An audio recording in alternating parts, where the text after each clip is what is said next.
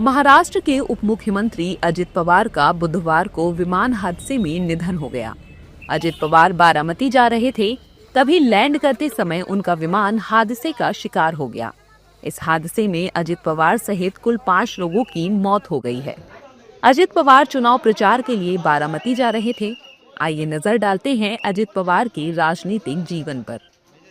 अजित पवार का जन्म 22 जुलाई 1959 को महाराष्ट्र के अहमदनगर जिले के देवलाली प्रवारा में हुआ था।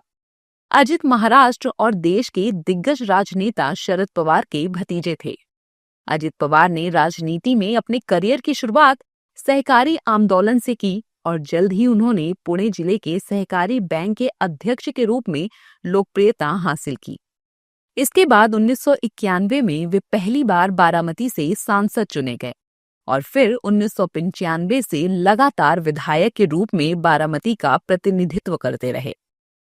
पॉलिटिक्स में अजित पवार ने कई महत्वपूर्ण पदों पर काम किया। महाराष्ट्र विधानसभा में नेता विपक्ष, वित्त योजना और जल संसाधन जैसे प्रमुख विभागों के मंत्री और अनगिनत बार कैबिनेट मंत्रिमंडल का हिस्सा रहे।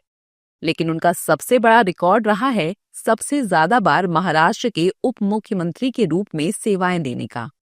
अजित पवार ने 6 बार महाराष्ट्र के उप मुख्यमंत्री का पद संभाला। अजित पवार महाराष्ट्र के 8वें उप मुख्यमंत्री थे और दिसंबर 2024 से लेकर जनवरी 2026 तक इस पद पर कार्यरत थे। उनके पास 6 अलग अलग मौकों पर उप मुख्यमंत्री का अनुभव रहा। अजित पवार का राजनीतिक सफर विवादों से भी अछूता नहीं रहा। पार्टी की नीतियों, गठबंधनों और निर्णयों को लेकर कई बार चर्चाओं में रहे, लेकिन उनके समर्थक उन्हें जनता के नेता के रूप में जानते हैं।